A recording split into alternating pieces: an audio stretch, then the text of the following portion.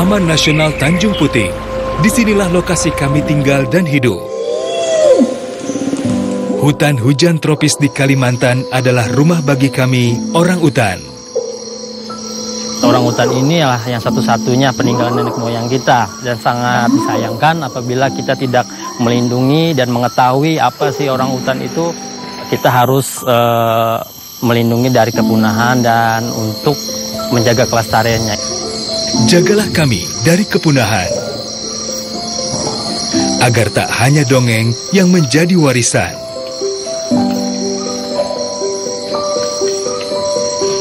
Kami juga memiliki hak hidup yang sama, seperti kalian, manusia. Pelihara hutan, selamatkan orang utan dari ancaman kepunahan.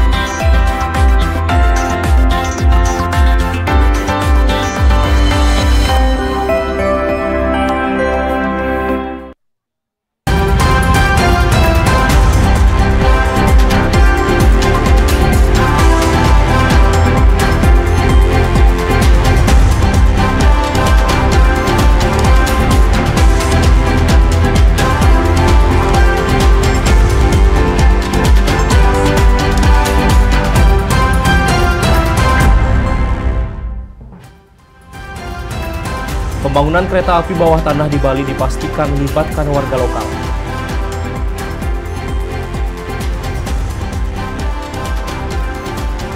Atasi kemacetan, pemerintah Kabupaten Badung rancang tol laut.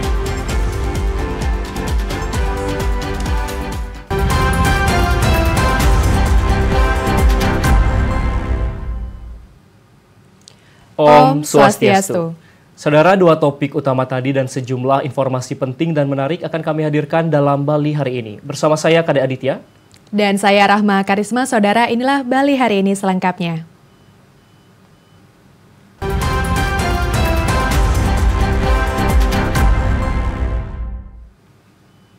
Saudara, rencana pembangunan proyek kereta bawah tanah di Bali memiliki total investasi senilai 20 miliar dolar Amerika Serikat.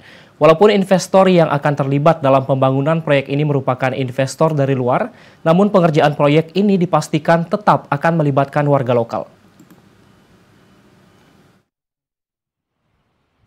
Pembangunan koridor transportasi massal berbasis kereta bawah tanah di Bali atau Bali Subway ini akan segera terwujud. Proyek pembangunan ini akan menjadi tanggung jawab atau kewenangan PT SBDJ yang juga telah menetapkan PT BIP sebagai Qualified Investor Partner. Direktur Utama PT SBDJ, Igusti Ngurah Askara Dana Diputra mengatakan, total nilai investasi mega proyek ini mencapai 20 miliar dolar Amerika. Untuk nilai investasi tahap pertama dan kedua mencapai 10,8 miliar dolar Amerika Serikat atau sekitar 175 triliun rupiah. Skema pendanaan yang digunakan pun merupakan pembiayaan swasta dan melibatkan sejumlah investor nasional maupun luar negeri. Di samping keterlibatan sejumlah investor yang tergabung dalam sistem kolaborasi ini, pihaknya menegaskan pengerjaan proyek ini dipastikan akan melibatkan warga lokal. Keterlibatan warga lokal ini dimulai dari pemilihan kontraktor lokal, pemasokan bahan baku langsung dari Bali, proses konstruksi hingga engineering. Pihaknya juga menegaskan sudah meminta investor untuk menjamin keterlibatan warga lokal Bali sebagai pekerja setidaknya 70%. Kami sudah meminta investor untuk minimum menjamin 70% penggunaan SDM Bali. Jadi kami sepanjang konstruksi itu kita juga sudah menganggarkan dari investor itu untuk pembangunan lembaga pendidikan, sekolah-sekolah yang nantinya akan berkaitan dengan operasional. Contoh masinis. Selain mempekerjakan warga lokal Bali, para investor juga diminta untuk menganggarkan pembangunan lembaga pendidikan yang nantinya akan berkaitan dengan operasional, salah satunya masinis. Yasinta Bude melaporkan. Pemerintah Kabupaten Badung segera merancang pembangunan tol laut sebagai sarana angkutan ke sejumlah lokasi wisata di Badung. Hal ini pun mendukung upaya pembangunan transportasi massal berbasis kereta api untuk mengatasi kemacetan lalu lintas di wilayah Badung.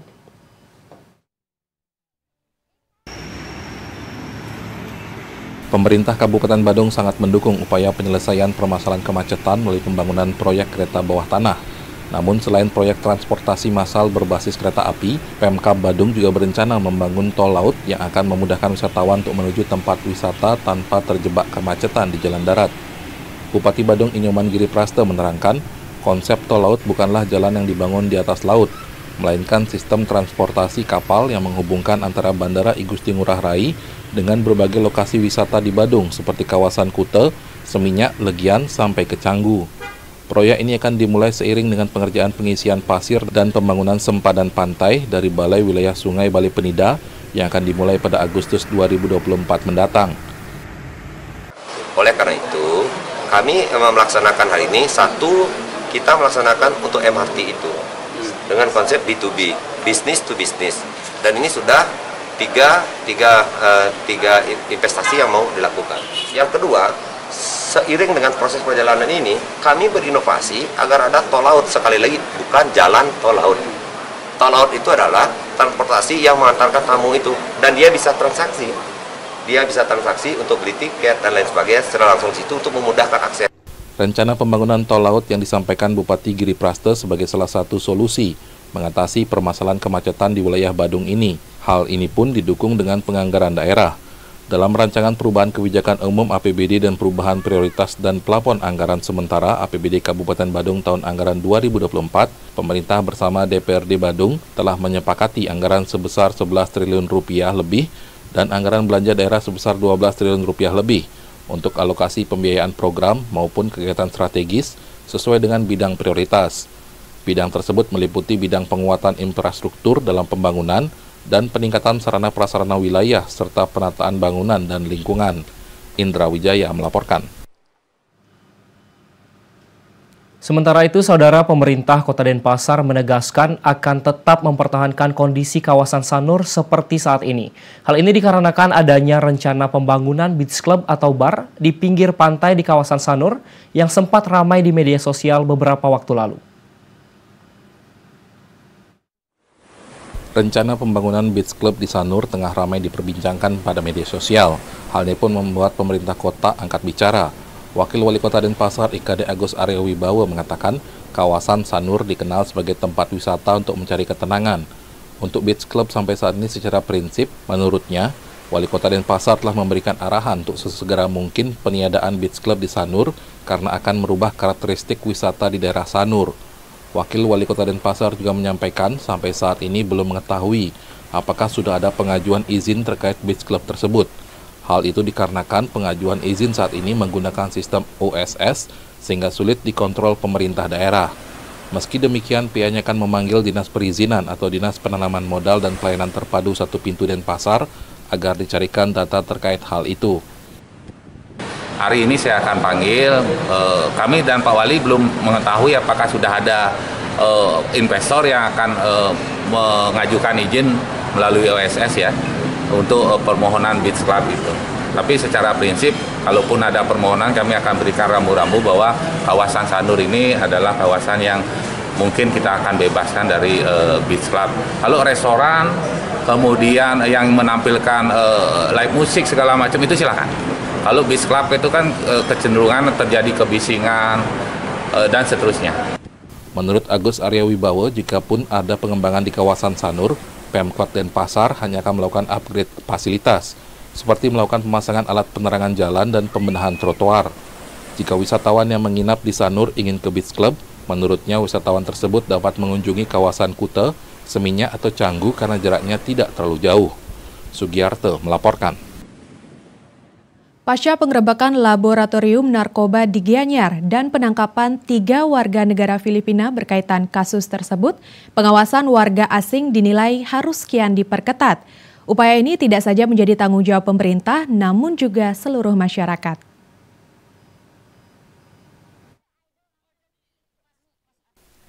Kasus kriminal yang dilakukan oleh warga negara asing di Bali masih terus terjadi. Kasus kriminal terbaru yang muncul adalah laboratorium narkoba di Gianyar yang melibatkan 3 warga negara Filipina. Menanggapi kasus tersebut, Kriminolog Universitas Udayana Gede Madeswardana menilai pengawasan orang asing di Bali perlu kian diperketat. Tidak hanya imigrasi yang memiliki kewenangan pengawasan, namun masyarakat juga harus turut mengawasi aktivitas warga asing yang dinilai mencurigakan. Nah, bagi orang asing yang tinggal di Bali, itu juga harus selalu diawasi, baik dari segi paspor, baik dari segi visa, ataupun dari segi kegiatan-kegiatan yang lain. Selain daripada imigrasi yang punya kapasitas tenaga sedikit, nah ini juga kita sebagai masyarakat Bali khususnya yang memiliki tanah, memiliki lahan, yang memiliki rumah yang dikontrak, itu juga harus hati-hati, harus diperjelas. Kalau terjadi yang begini, monitoring itu terus, jangan hanya sekedar mendapatkan biaya, mendapatkan dana yang banyak, terus itu udah diabaikan mereka apa yang dilakukan. Nah ini juga harus perlu dicermati. Kanwil Kementerian Hukum dan HAM Provinsi Bali juga telah berjanji untuk mengawasi keberadaan orang asing di Bali.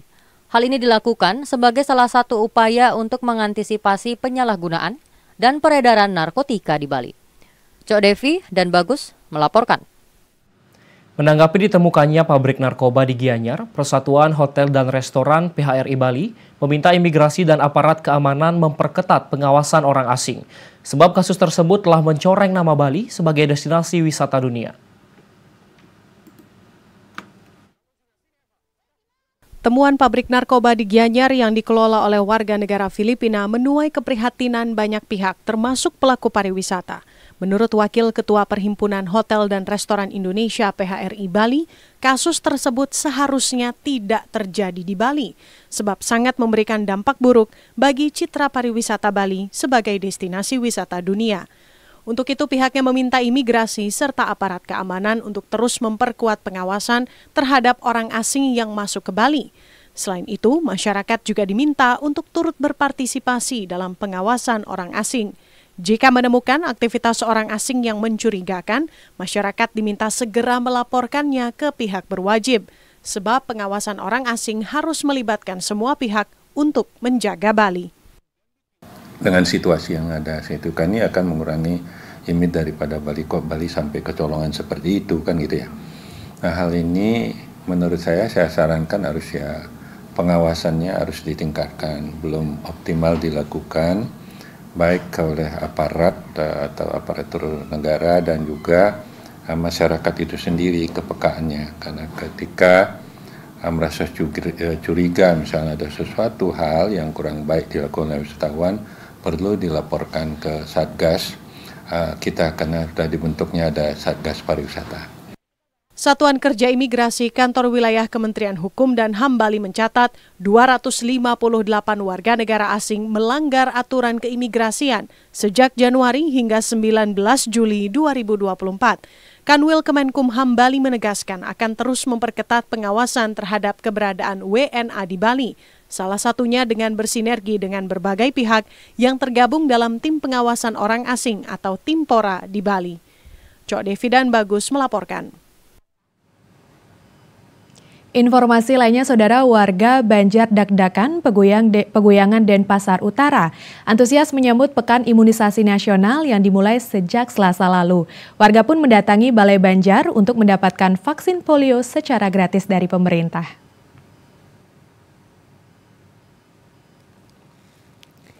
Hingga Rabu siang, warga bersama anak usia 0 hingga 7 tahun memadati Balai Banjar Dakdakan, Peguyangan Denpasar Utara untuk mendapatkan vaksin polio.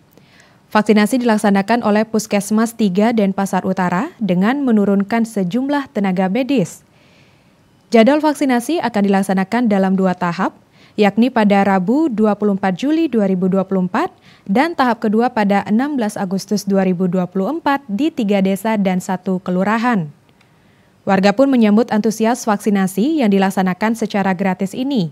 Lantaran vaksin ini diyakini akan sangat bermanfaat untuk kesehatan anak-anak mereka.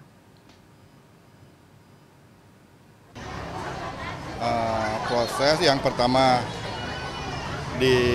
yang gelombang 1 ini, kemudian nanti ada di gelombang untuk dosis yang kedua sampai tanggal 16 Agustus. Jadi kita khusus untuk di wilayah Puskesmas 3 dan Pasar Utara,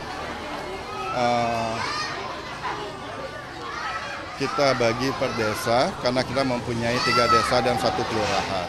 Jadi pada saat ini kebetulan di kelurahan dengan 2 pos di sini dan di Subak Sembung.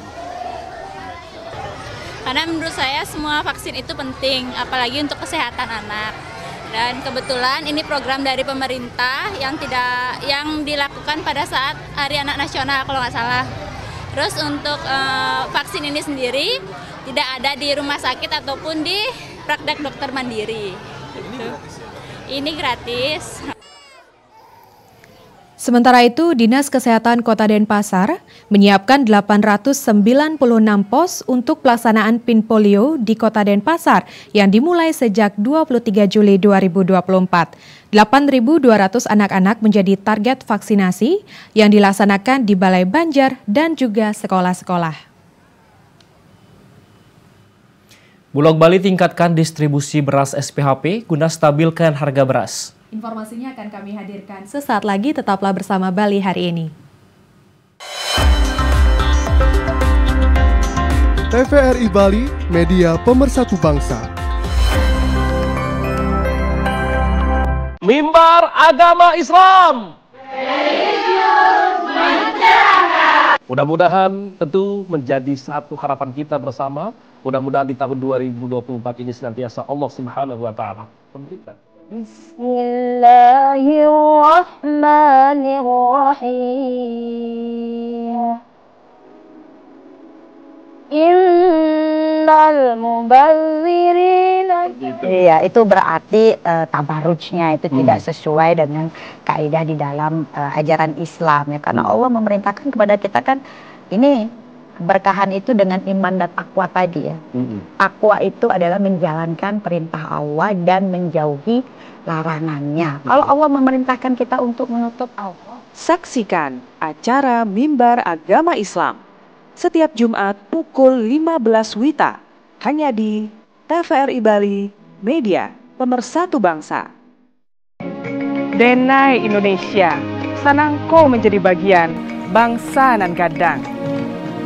Ya Indonesia, yero janji setiata sumpah pemuda. Coba kedoknya lamar piturut. Dangarong buktina molohida dang marragam. 作为伊犁市交付多样新奋斗责任。 Ajo atakam semefisarau, aram aramas. Naho, ambu hondoka baru kalian. Ananging rengkuh kula kanthi katresnan ingkang tulus. Ngiring nikyang pikayon sajroning kabineka.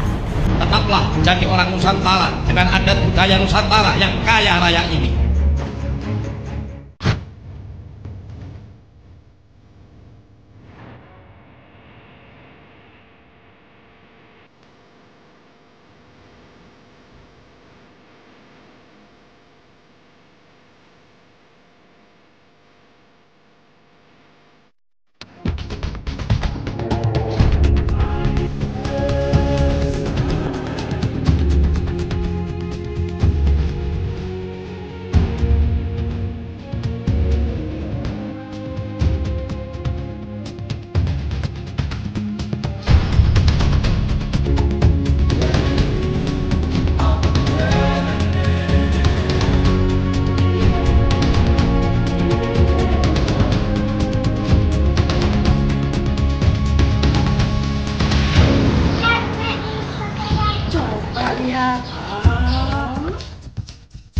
Lestarikan alam kita.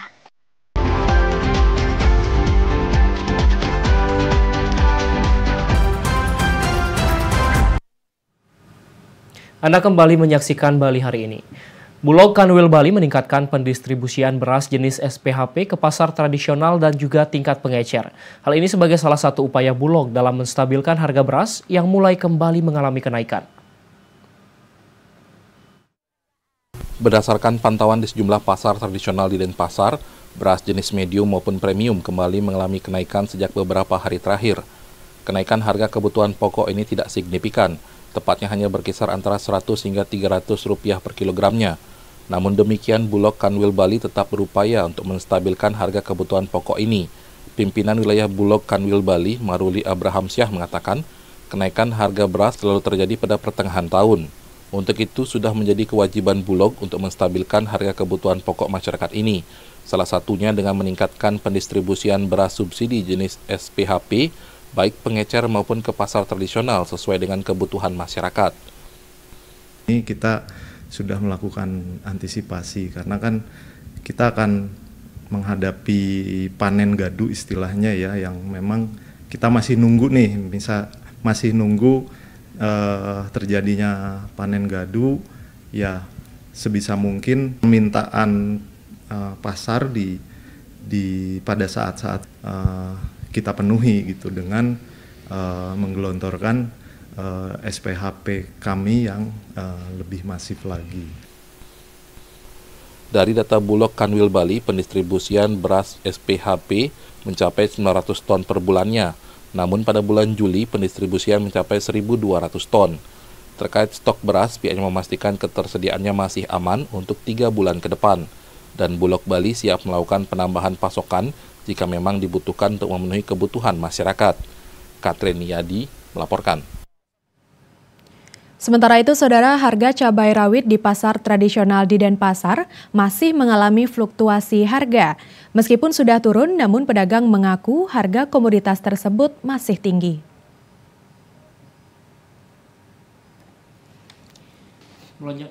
Kenaikan harga cabai rawit di pasar tradisional Denpasar sudah terjadi sejak beberapa hari terakhir. Harga cabai rawit sempat menyentuh harga Rp90.000 per kilogramnya. Namun pada Kamis pagi, harga komoditas bumbu ini mengalami sedikit penurunan. Di pasar Kreneng Denpasar, harga cabai saat ini menyentuh harga Rp75.000 hingga Rp80.000 tergantung dengan kualitas cabai. Sementara harga kebutuhan pokok lainnya masih stabil. Kepala Unit Pasar Kreneng, Agung Rama, mengatakan, dari pengakuan para pedagang, tingginya harga cabai disebabkan karena dipengaruhi kurangnya pasokan cabai di pasaran yang diprediksi karena cuaca yang tidak menentu menyebabkan gagal panen. Mengalami peningkatan yang lumayan, terutama puncaknya nih kemarin itu sampai menyentuh harga pasaran 90 per kilo. Tetapi ada juga yang 85, yang 90 nike adalah cabai yang kondisinya yang terbaik. Karena di pasar nike rata-rata kan ada tingkatan-tingkatan cabai, jadi tidak semua. Tetapi umumnya di masyarakat orang tahunya itu harga cabai sekian. Tetapi di kami kemarin tingkatannya sudah di angka 90 dan Setongkaro hari ini sudah kembali ke angka 80. Tidak hanya cabai, kebutuhan masyarakat seperti canang juga mengalami kenaikan harga. Saat ini canang menyentuh Rp1.000 per biji. Tingginya harga canang disebabkan karena kurangnya pasokan janur dari luar Bali. Menindaklanjuti tingginya harga cabai dan canang ini, pemangku kepentingan terkait akan menggelar pasar murah pada Senin mendatang dengan mensubsidi cabai rawit dan canang serta beberapa kebutuhan lainnya yang harganya mengalami peningkatan. Di sisi lain, melonjaknya harga cabai di pasaran membuat para petani dapat tersenyum lebar karena jerih payahnya sangat dihargai. Untuk saat ini, harga cabai di tingkat petani yang diambil langsung oleh tengkulak mencapai Rp75.000 per kilogram.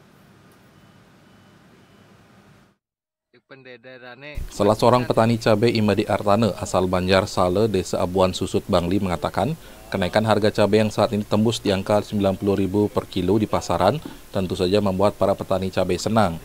Harga cabai di tingkat petani saat ini telah mencapai Rp75.000 per kilo.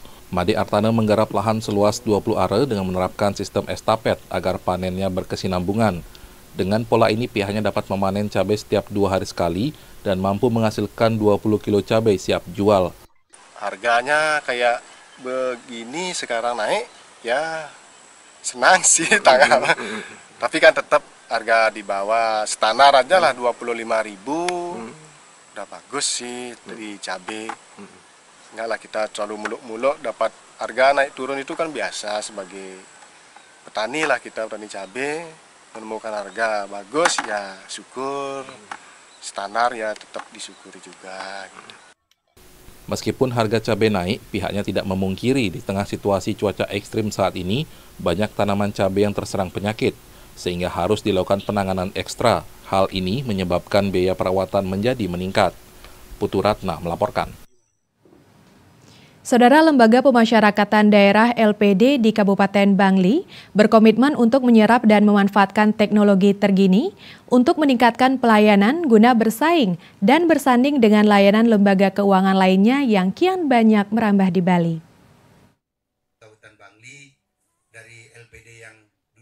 Rapat kerja tahunan yang menjadi agenda rutin BKS LPD Kabupaten Bangli menjadi wahana strategis dalam mengevaluasi kinerja usaha LPD dalam setahun terakhir. Rapat kerja tahunan ini telah membenahi kinerja LPD baik secara teknis maupun strategis, sehingga LPD di Bangli mengalami kemajuan setahun terakhir. Ketua BKS LPD Kabupaten Bangli, Iketut Suwarno, mengakui Rakerta menjadi wahana strategis dalam mengevaluasi kinerja LPD di tengah ketatnya kompetisi lembaga keuangan di Bali, khususnya di Bangli. Melalui Rakerta juga diharapkan muncul kesepakatan bersama guna menguatkan peran LPD dalam menunjang laju pembangunan serta memajukan kesejahteraan Kramo Desa Adat sebagai pemilik LPD. Ketua BKS LPD Bali Inyoman Cendikiawan mengapresiasi organisasi BKS LPD Kabupaten Bangli yang konsisten menggelar Rakerta sebagai ajang evaluasi, serta mempererat jalinan komunikasi antar LPD yang ada di Bangli, yang kini berjumlah 159 LPD di semua desa adat di Kabupaten Bangli. BKS ini nanti akan terus melakukan inovasi-inovasi dan mengimplementasikan apa yang telah direncanakan, dan sudah barang tentu juga kami sangat berharap dukungan semua pihak dalam upaya-upaya mengharmonisasi dalam upaya penguatan daripada LPD khususnya di Kabupaten Bangli. Dan sekali lagi ini suasana yang kondusivitas ini sangat kita perlukan baik di desa adat masing-masing. Sehingga kalau ada permasalahan itu bisa kita selesaikan di adat dulu, dan terutama juga mohon maaf teman-teman media juga ngirim saran-saran secara pemberitaan yang berimbang. Pelaksanaan Rakerta BKS LPD Kabupaten Bangli berlangsung di kawasan wisata di Desa Pengotan. Selain dihadiri pimpinan dan pengurus BKS LPD Bali dan Kabupaten, juga diikuti Kepala Bank BPD Bali bersama pimpinan BPD Kabupaten Bangli, serta instansi terkait yang ada di Bangli. Wayan Sudarsana melaporkan. Dalam sidak kawasan tanpa rokok di Kabupaten Karangasem masih ditemukan puluhan puntung rokok di areal puskesmas dan sekolah. Tim gabungan meminta sekolah dan puskesmas melakukan pengawasan ketat. Dalam sidak kawasan tanpa rokok atau KTR ini, tim gabungan yang terdiri dari Satpol PP Karangasem, Kejaksaan Negeri Karangasem, Kepolisian, TNI, dan petugas dari Dinas Kesehatan menyasar puskesmas dan sejumlah sekolah yang berlokasi di Kecamatan Abang, Karangasem. Di salah satu SMA, petugas melakukan penyisiran lingkungan sekolah mulai dari kantor dan ruang guru, halaman sekolah, hingga pojok belakang sekolah yang diduga dijadikan tempat merokok. Hasilnya petugas menemukan banyak putung rokok berserakan di halaman dan pojok belakang gedung sekolah. Sementara di salah satu puskesmas, petugas gabungan juga menemukan puluhan putung rokok berserakan di halaman. Padahal fasilitas kesehatan seharusnya bersih dari asap rokok. Pihak puskesmas pun mengaku telah setiap hari mengingatkan pengantar maupun penunggu pasien agar tidak merokok dalam lingkungan puskesmas, namun tetap dilanggar. Ini ada temuan, Pak. Jadi kami baru 2 lokasi, satu di SMP 1 Abang tadi, di sana nihil, betul-betul tertib. Kemudian sekarang ini kami ada di Puskesmas Abang, Puskesmas 1 Bu ya, Puskesmas 1 Abang. Jadi tadi masih kami temukan juga beberapa puntung rokok di halaman, dan itu sudah kami sampaikan untuk ke depan. Mari kita bersama-sama untuk mengadakan pengawasan dan mengingatkan masyarakat, juga teman-teman di sini untuk menjaga hal itu sehingga tidak terjadi lagi. Terkait temuan tersebut, tim gabungan memberikan pembinaan dan meminta pihak sekolah maupun puskesmas agar lebih ketat dalam melakukan pengawasan. Andi Hussein melaporkan. Mencegah masuknya barang berbahaya dan menjaga ketertiban, baik di luar dan di dalam lembaga pemasyarakatan, penguatan petugas lapas sangat penting dilakukan. Melalui penguatan petugas ini juga berupaya mempersiapkan warga binaan sebelum kembali ke masyarakat. Lembaga pemasyarakatan hingga saat ini masih dihadapkan pada gangguan keamanan baik dari dalam maupun luar lapas.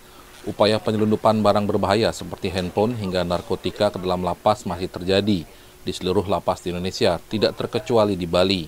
Untuk dapat menangkal hal tersebut, upaya penguatan sumber daya manusia atau petugas lapas sangat diperlukan. Kepala Divisi Pemasyarakatan Kementerian Hukum dan HAM Bali, Putu Murdiana, di sela-sela penguatan jajaran pemasyarakatan lapas dan rutan yang dipusatkan di Rutan Kelas 2B Bangli mengatakan, kekompakan dan kerjasama antar petugas merupakan fondasi dalam menjaga keamanan dan ketertiban di dalam lembaga pemasyarakatan.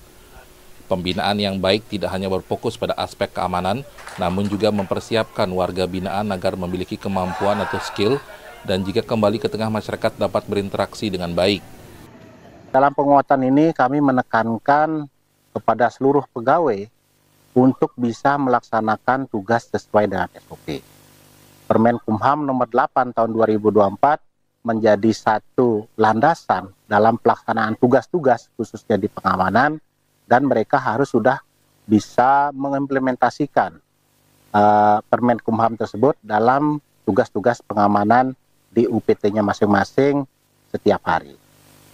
Kadippas Kemenkumham Bali juga mengatakan pemahaman menyeluruh tentang peraturan dan standar operasional prosedur yang berlaku harus dipahami petugas lapas dan rutan, mengingat mereka adalah garda terdepan pada lembaga pemasyarakatan, termasuk memberikan pembinaan menyeluruh kepada warga binaan. Putu Ratna melaporkan. Satreskrim dan Satres Narkoba Polres Bangli meringkus pelaku curanmor dan penyalahgunaan narkoba saat menggelar operasi antik dan operasi cipta kondisi di wilayah hukum Polres Bangli. Pengungkapan kasus ini berawal dari laporan korban Putu Krispe asal Banjar Yehpanas Batur Selatan yang kehilangan sepeda motor saat diparkir di depan sebuah ruko di Kintemani. Berdasarkan laporan korban, polisi melakukan pengejaran dan penangkapan tersangka SS di wilayah Jawa Timur saat hendak menjual motor curiannya. Pelaku asal Dusun Meduran, Malang, Jawa Timur, diketahui selama ini tinggal di rumah kos di daerah Toyobungkah, Songan, Batur Tengah. Pada kesempatan yang sama, Satres Narkoba Polres Bangli juga meringkus tersangka berinisial NS yang hendak melakukan transaksi narkoba yang berlokasi di Jalan Kesumayude, Banjarkawan, Bangli pada 19 Juli 2024 sekitar pukul 22.15 WITA. Berdasarkan informasi, tersangka rencananya membeli paket sabu untuk dipakai sendiri dari seseorang berinisial JD seharga Rp400.000. Dilakukan penangkapan, pelaku ini menyimpan narkotika di kantong jaket. Ya mungkin ini barang buktinya. Bukti yang kita amankan, satu buah plastik klip bening yang berisi kristal bening yang diduga narkotika golongan 1. Pelaku daripada yang sudah kita amankan, nanti apabila ada indikasi ataupun ada fakta-fakta baru lagi yang kita temukan, akan kita sampaikan lagi pada kesempatan berikutnya. Berdasarkan pasal 362 ayat 128 KUHP, tersangka SS terancam pidana minimal 5 tahun penjara. Untuk tersangka NS dengan barang bukti 0,21 gram sabu, terancam pidana penjara 4 tahun dan paling lama 12 tahun berdasarkan Undang-Undang Narkotika pasal 112 ayat 1, Undang-Undang RI nomor 35 tahun 2009, serta denda paling sedikit 800 juta dan paling banyak 8 miliar rupiah. Saat ini kedua tersangka masih dalam pemeriksaan intensif petugas. Saudara, KPU pastikan keamanan dan kerahasiaan data pribadi pemilih. Informasinya usai jeda, tetaplah bersama Bali hari ini. TVRI Bali, media pemersatu bangsa. Untukmu pahlawan. Siapa pahlawan idola kakak? Kalau kakak mengidolakan semua pahlawan kita. Pada masa penjajahan dulu, pahlawan kita mengorbankan nyawanya untuk mempertahankan kemerdekaan. Kalau sekarang, ada nggak sih pahlawan, Kak? Guru kita kan juga pahlawan tanpa tanda jasa. Makanya kita harus giat belajar supaya bisa berprestasi.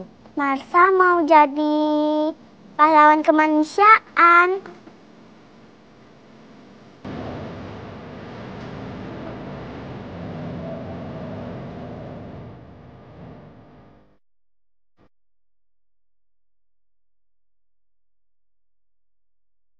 Pintar, Marsha.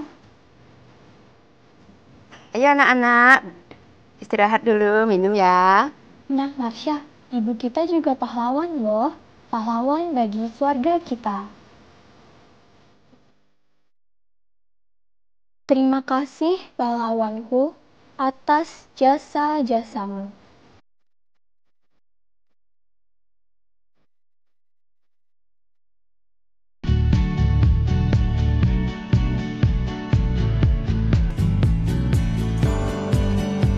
Untuk menghindari terkena kanker paru-paru, jauhilah kebiasaan merokok dan menghirup udara yang terkontaminasi asap rokok tersebut. Selain perokok aktif, perokok pasif memiliki risiko untuk terkena kanker paru-paru.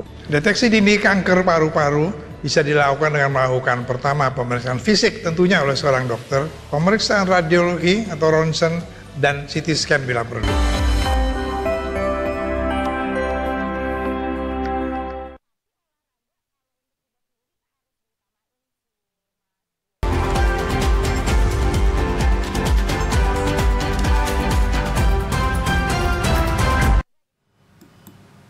Saudara, Anda masih menyaksikan Bali hari ini. KPU Kabupaten Karangasem memastikan keamanan dan kerahasiaan ratusan ribu data pribadi pemilih yang tersimpan dalam server KPU. Data pribadi pemilih tersebut meliputi NIK, KK, alamat, serta data pribadi lainnya.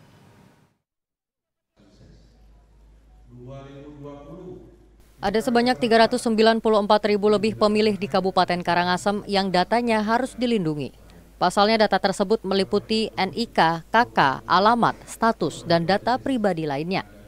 Terkait hal tersebut, Ketua KPU Kabupaten Karangasem Iputu Darmo Budiase menegaskan pihaknya memastikan keamanan dan kerahasiaan data pribadi pemilih tersebut tetap terjaga dengan baik, termasuk dalam pengelolaan data tersebut. KPU Kabupaten Karangasem sebagai pengelola data tersebut juga menekankan akan sangat berhati-hati dalam mengantisipasi kebocoran data tersebut, mengingat data tersebut juga berkaitan dengan tahapan pelaksanaan pemilu yang dilaksanakan oleh Badan Ad Hoc Kepemiluan. KPU Kabupaten Karangasem bahkan secara khusus menggelar seminar dan pelatihan pengelolaan keamanan dan kerahasiaan data pribadi pemilih untuk mengantisipasi adanya kebocoran maupun penyalahgunaan data pemilih. Data yang kita kelola adalah data pribadi dari masing-masing calon pemilih. Data pemilih yang dimana di dalamnya ada NIK, ada NKK, ada alamat, ada status dan lain sebagainya, itu kita harus betul jaga. Memang kita disyaratkan harus merahasiakan itu dan kita tidak mengobrol data masing-masing dari data pemilih itu. Selain itu, pihaknya juga menegaskan akan terus memantau dan meningkatkan upaya keamanan ratusan ribu data pemilih tersebut. Andi Hussein melaporkan. Bawaslu Kabupaten Karangasem melakukan monitoring terhadap pelaksanaan uji petik yang dilaksanakan pengawas di tingkat kecamatan, kelurahan, dan desa. Monitoring dilakukan untuk memastikan jajarannya telah melakukan pengawasan sesuai dengan aturan.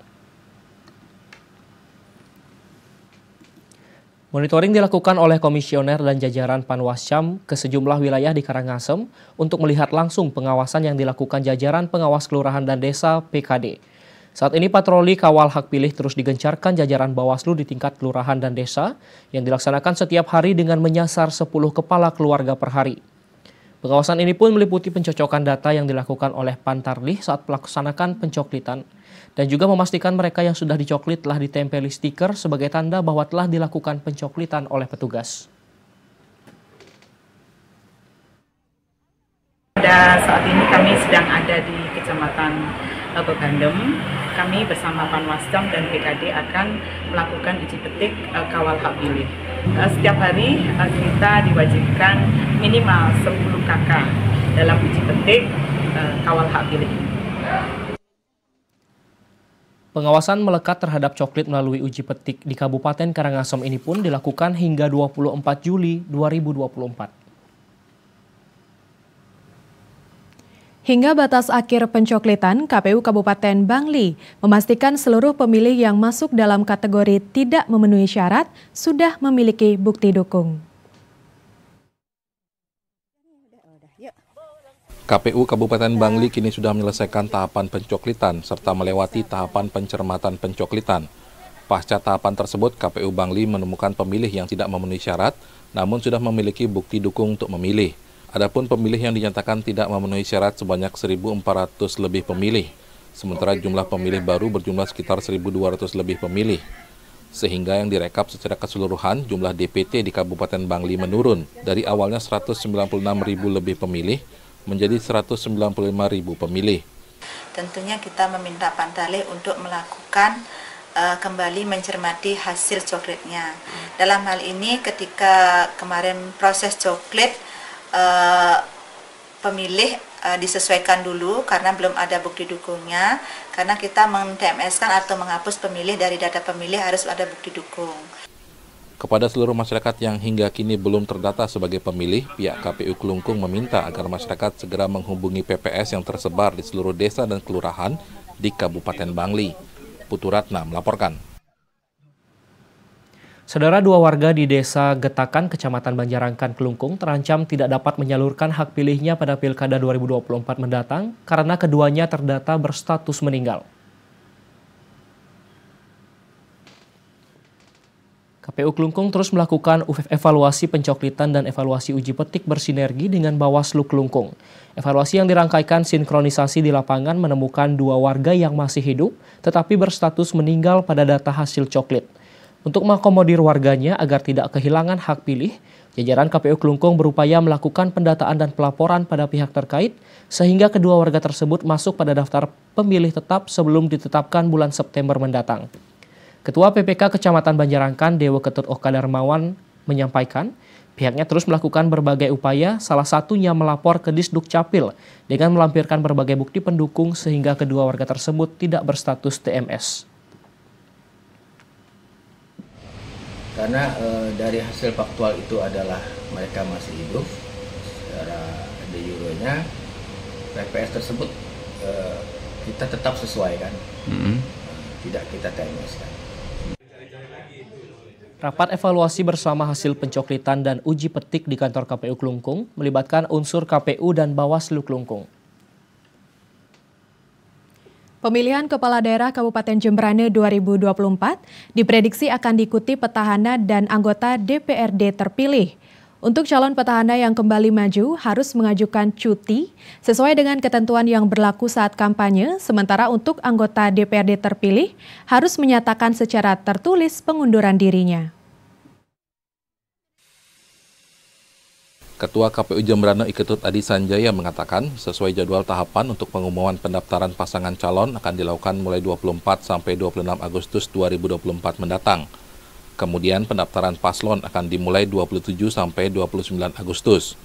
Ada beberapa hal yang diatur dalam undang-undang mengenai syarat calon pada Pilkada 2024 mendatang. Aturan tersebut tertuang dalam Undang-Undang Nomor 10 Tahun 2016 tentang pemilihan gubernur, bupati, dan wali kota. Seluruh ketentuan tersebut berlaku bagi bupati dan wakil bupati, anggota DPRD Kabupaten, Provinsi, hingga RI. Mana dalam PKP itu ada beberapa hal baru yang diatur terkait usia daripada bakal calon. Kalau dulu batas usia ditentukan pada saat pendaftaran, kalau sekarang pada saat pelantikan. Kemudian juga terkait pasangan calon yang berstatus incumbent, kalau dia mencalonkan diri di tempat di daerah lain mundur. Tetapi untuk cuti itu pada saat kampanye ya, diwajibkan untuk cuti ya. Tertuang dalam aturan PKPU 8 tahun 2024, anggota Dewan harus mundur bagi yang sudah dilantik maupun terpilih tetapi belum dilantik. Iketut Jimmy Mulyadi melaporkan. Jajaran Polres Karangasem kini tengah melaksanakan Operasi Cipta Kondisi Agung 2024. Operasi ini digelar untuk memastikan keamanan wilayah di tengah berlangsungnya tahapan Pilkada 2024. Apel gelar pasukan yang dilaksanakan di lapangan Pesat Gatra Polres Karangasem ini bertujuan untuk memastikan kesiapan personil yang terlibat dalam Operasi Cipta Kondisi atau Cipkon Agung 2024. Kapolres Karangasem AKBP Inengah Sadiarte menekankan Operasi Cipta Kondisi Agung ini dilakukan guna menjaga keamanan wilayah Kabupaten Karangasem selama berlangsungnya tahapan Pilkada 2024. Pihaknya pun akan mengerahkan potensi yang ada untuk melakukan pemantauan dan mendeteksi dini potensi-potensi kerawanan yang dapat muncul dalam proses tahapan Pilkada, terutama saat pendaftaran bakal calon kepala daerah. Sebagai upaya antisipasi, pihaknya menginstruksikan kepada jajaran Intelkam untuk memetakan potensi gangguan dan meningkatkan penyelidikan, mengintensifkan patroli cyber, dan meningkatkan patroli dengan Blue Light Patrol. Dalam operasi ini, dikedepankan adalah melaksanakan pemeliharaan keamanan ketertiban masyarakat, khususnya menjelang pemilihan kepala daerah, pemilihan bupati dan wakil bupati, gubernur dan wakil gubernur. Nah, untuk sasarannya adalah yaitu para tokoh partai, tokoh politik, kemudian tokoh masyarakat. Operasi Cipkon Agung 2024 ini akan berlangsung selama 16 hari, mulai 24 Juli hingga 8 Agustus 2024 mendatang. Dalam operasi ini, Polres Karangasem juga akan mengedepankan pendekatan terhadap tokoh politik dan tokoh masyarakat untuk bersama-sama menjaga keamanan wilayah Karangasem. Andi Hussein melaporkan. Saudara, informasi menarik lainnya akan kami hadirkan sesaat lagi, tetaplah bersama Bali hari ini. TVRI Bali, media pemersatu bangsa. Ini adikku, umurnya cuma beda 1 tahun dariku, tapi selalu minta dibantu. Ternyata adik stunting, gagal tumbuh, gagal berkembang, dan juga sakit-sakitan. Andai ada yang bisa kulakukan. Jaga anak-anak kita, jangan sampai tumbang. Pantau tumbuh kembang anak, cegah stunting sejak dini. Rasa sayang, sumber kelah beli, hati dia, sumber pelati beli yang setengah ramang uni kebeli, sehingga kapining titian yang ulas sing jegek-jegek saja.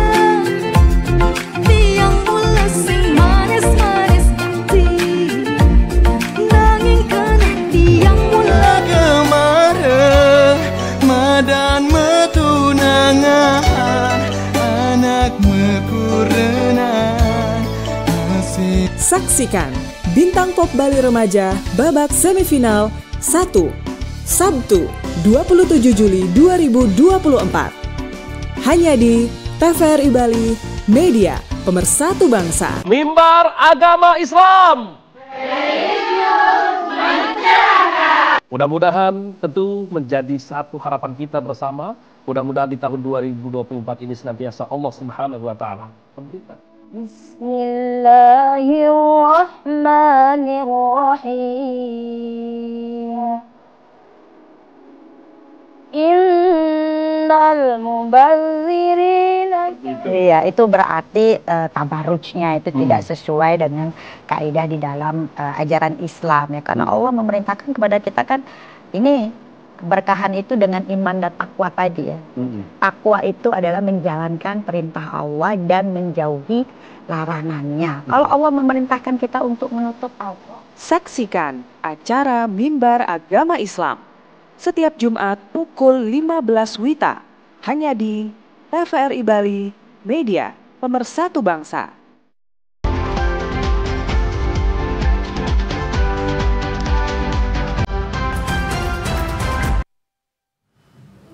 Saudara, Kepala SMA Negeri maupun SMK Negeri Sebali diminta untuk berpegang teguh pada payung hukum dalam melakukan pengelolaan sekolah. Mereka diminta untuk menghindari perilaku koruptif yang dapat dilakukan dalam berbagai bentuk, salah satunya melalui pemalsuan dokumen dan juga pemalsuan tanda tangan. Inspektur Provinsi Bali Iwayan Sugiade mengingatkan para kepala sekolah terkait beberapa payung hukum yang dapat menjadi panduan dalam pengelolaan sekolah sehingga mereka dapat menghindari permasalahan hukum. Beberapa tindakan yang dapat dikategorikan sebagai contoh permasalahan, diantaranya perilaku koruptif seperti pemalsuan dokumen, tanda tangan, nominal, dan penyalahgunaan fasilitas dinas. Tindakan korupsi juga dapat terjadi karena adanya faktor kekuasaan dan monopoli yang tidak diimbangi dengan akuntabilitas. Di samping itu, inspektur juga mengingatkan para kepala sekolah tentang gratifikasi yang dapat berupa uang, barang, komisi, pinjaman tanpa bunga, dan fasilitas lainnya. Sementara itu, Kepala Dinas Pendidikan Kepemudaan dan Olahraga Provinsi Bali, Boy Jayawibawa mengatakan, sesuai ketentuan, dana pendidikan di Bali yang saat ini berjumlah sebesar 1,8 triliun rupiah dinilai sudah mencukupi. Alokasinya pun sudah melalui perencanaan, pengawasan, dan evaluasi. Dalam hal mengelola ini, jangan sampai ada tersandung kasus korupsi, sekecil apapun itu. Jadi semua baik regulasi. Nah tentunya kalau ada hal-hal yang berkaitan dengan kebutuhan dana, ya lewat komite sekolah sudah diatur dalam Permendikbud 75 tahun 2016. Itu dibolehkan asal ada kesepakatan, jangan sifatnya memaksa. Nah kemudian harus ada membuka rekening dan ada kesepakatan. Dan 1,8 itu sudah melebihi, artinya itu sudah 27% dari PPD kita, sudah cukup itu. Kalau untuk sekolah memang dari 20% tersebut sudah kita alokasikan, tentu melalui monitoring, evaluasi, perencanaan, kemudian di sana adalah dalam rangka peningkatan akses atau sarana prasarana, kemudian juga mutu, baik mutu guru maupun siswa, dan juga tata kelola bagaimana itu semuanya berjalan dengan baik. Menurut PP nomor 18 tahun 2022 tentang pendanaan pendidikan dan Peraturan Menteri Pendidikan dan Kebudayaan Republik Indonesia nomor 75 tahun 2016, komite sekolah dapat melakukan penggalangan dana dan sumber daya pendidikan lainnya untuk mendukung tenaga, sarana, prasarana, dan pengawasan pendidikan. Namun penggalangan dana ini berbentuk bantuan atau sumbangan, bukan pungutan, dan hasilnya dibukukan dalam rekening bersama antara komite sekolah dan sekolah. Yuda Maruta melaporkan. Saudara, pemerintah Kota Denpasar bersama Persatuan Bola Voli Seluruh Indonesia PBVSI Kota Denpasar mempersiapkan anak muda dalam cabang olahraga bola voli menuju Pekan Olahraga Porda Bali 2024. Turnamen Wali Kota Cup cabur bola voli indoor Kota Denpasar tahun ini diikuti 22 tim perwakilan klub putra dan putri di Kota Denpasar.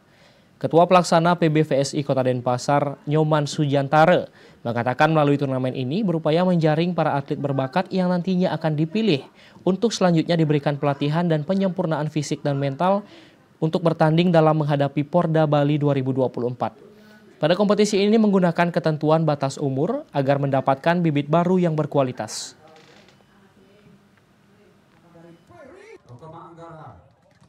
Kita dari Kota Denpasar melalui KONI sudah mempunyai program terkait dengan pelaksanaan Wali Kota Cup di semua cabang olahraga yang ada di Kota Denpasar. Khususnya untuk hari ini adalah cabang olahraga bola voli. Jadi itu pelaksanaannya dari tanggal 21 sampai dengan tanggal 8 Agustus 2024. Tujuan daripada pelaksanaan Wali Kota Cup ini yang pertama itu adalah melaksanakan program KONI, ya, termasuk program PBVSI Kota Denpasar. Kemudian yang kedua, menjaring atlet-atlet untuk persiapan Porda. Turnamen yang digelar ke-14 kalinya ini sangat dinantikan oleh masyarakat Kota Denpasar. Hal ini dilihat dari penambahan peserta yang ikut dalam turnamen dan antusias dari penonton dalam gelaran pertandingan. Masyarakat berharap turnamen seperti ini rutin diselenggarakan selain sebagai hiburan namun juga memasyarakatkan olahraga. Saudara, berikut kami hadirkan informasi perakiraan cuaca untuk tanggal 26 Juli 2024 yang akan disampaikan Prakirawati BBMKG Wilayah 3 Denpasar, Wulan Wandarana. Halo pemirsa TVRI Bali dimanapun Anda berada, berikut perakiraan cuaca umum berlaku Jumat 26 Juli 2024. Di mana secara umum wilayah Bali diperkirakan cerah berawan dengan masih ada potensi hujan ringan secara tidak merata di Bali bagian tengah, timur, dan selatan. Untuk suhu udara berkisar antara 19 hingga 31 derajat Celcius dan angin secara dominan bertiup dari timur hingga tenggara dengan kecepatan maksimum 40 km per jam. Masih perlu untuk diwaspadai untuk tinggi gelombang laut yang dapat mencapai 2 meter atau lebih di perairan selatan Bali. Demikian perakiraan cuaca umum dari BMKG Wilayah 3. Terima kasih. Saudara, demikian Bali hari ini. Siaran TVRI Bali dapat disaksikan melalui aplikasi TVRI Klik dan via satelit Telkom 4. Dan akhirnya kami mewakili kerabat kerja yang bertugas pamit undur diri. Terima kasih atas perhatian dan kebersamaan Anda. Tetap saksikan TVRI Media Pemersatu Bangsa. Sampai jumpa. Om Santi Santi Santi Om.